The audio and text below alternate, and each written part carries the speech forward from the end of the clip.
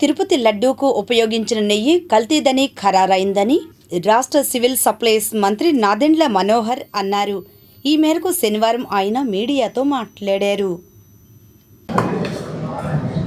గత సంవత్సరం తిరుమల తిరుపతి దేవస్థానంలో జరిగిన కుంభకోణం గురించి దర్యాప్తు జరపాలి. ఎందుకంటే ఊహించని విధంగా కల్తీ నెయ్యి సరఫరా అయిందనే భావనతోటి మాకు వచ్చిన సమాచారంతో గౌరవ ముఖ్యమంత్రి గారు, ప్రభుత్వంలో ఉన్న మీ అందరం కూడా ఒక నిర్ణయం తీసుకుని సమగ్ర దర్యాప్తు ఏర్పాటు చేయాలని ఒక సిట్ ఏర్పాటు చేశాం.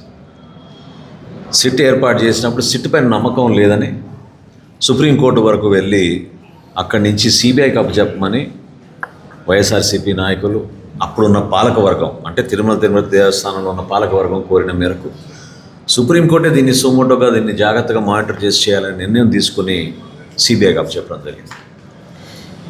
ఛార్జ్షీట్ దాఖలైన సందర్భంలో ఈ నాయకులందరూ కూడా ఈ రోజున మాకు క్లీన్ చిట్ వచ్చిందనే ఒక ప్రజల్లోకి అభిప్రాయం తీసుకెళ్ళడానికి ప్రయత్నం చేస్తున్నారు. వీళ్ళు గతంలో 5 సంవత్సరాల్లో చేసిన అరాచకాలు ఏ విధంగా తిరుమల తిరుపతి దేవస్థానంలో పరాకాష్ఠకు చేరిందో, భక్తుల మనోభావాలను ఇబ్బంది పెట్టే విధంగా ప్రజలు ఏదైతే ఒక నమ్మకంతో ఏ గుడికి వెళ్ళినా స్వామివారి ప్రసాదం అంటే పవిత్రమైన ప్రసాదంగా భావించి మన ఒక్కరమే కాదు 10 మందికి మనం పంచాలనే ఆలోచనతో మన ప్రజలందరూ కూడా ఉపయోగపడే విధంగా అంత దూర ప్రయాణం చేసుకొచ్చాం. కాబట్టి ఇంట్లో ఉన్న కుటుంబ సభ్యులకి, బంధుమిత్రులకి అందరూ కూడా ప్రసాదాలు పంచుతాం మనం. అటువంటి నమ్మకంతో ఉన్న ఆ వ్యవస్థ పైన, భగవంతుడి పైన ఉన్న నమ్మకాన్ని వీళ్ళు వమ్ము చేసి ఆర్థిక లబ్ధి కోసం 60 లక్షల లీటర్ల నెయ్యి అని చెప్పి లడ్డూల్లోనూ మహాప్రసాదంలో కలిపే ఒక ఊహించని పరిణామం మనం చూసాం. అయితే నాకు ఎక్కడికి ఆశ్చర్యం కలిగిస్తుందంటే ఆ సమగ్రమైన దర్యాప్తు, ఆ రిపోర్టు గౌరవ ముఖ్యమంత్రి గారి సమక్షంలో మొన్న లోతుగా చర్చించాం. క్లీన్ చిట్ ఎక్కడా లేదు. క్లీన్ చిట్ అని ఎట్లా చెప్పుకోగలుగుతున్నారు వీళ్ళు? క్లీన్ చిట్ అనే వ్యక్తులు గమనించాల్సింది ఏంటంటే ఒక చుక్క నెయ్యి కూడా దాంట్లో లేదు. వాళ్ళు సరఫరా చేసిన 60 లక్షల లీటర్ల నెయ్యిలో ఒక్క చుక్క నెయ్యి కూడా లేదు.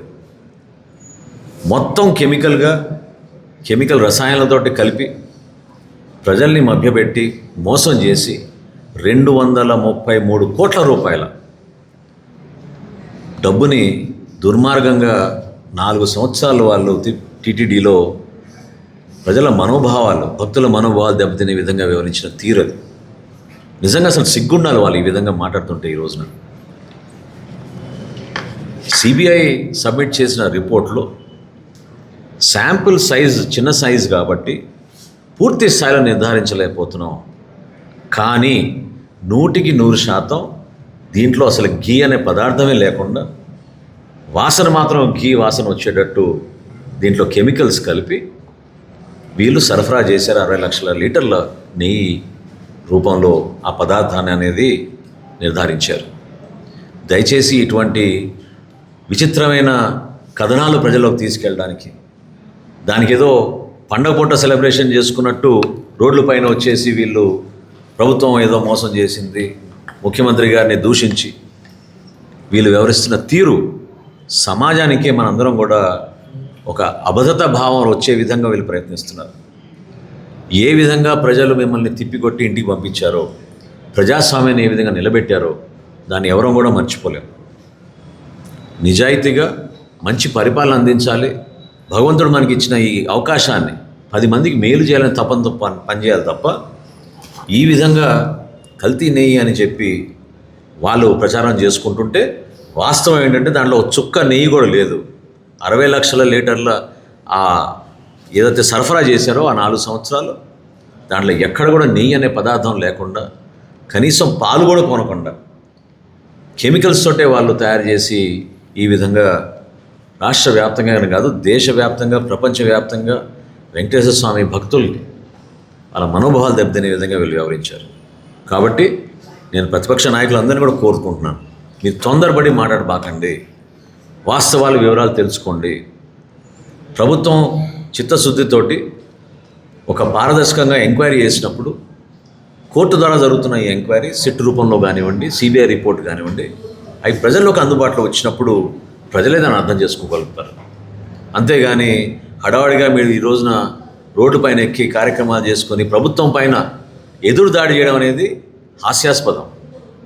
అసలు నిజంగానే వీళ్ళకి రాజకీయ పరిజ్ఞానం ఉందా, ఆలోచన ఉందా?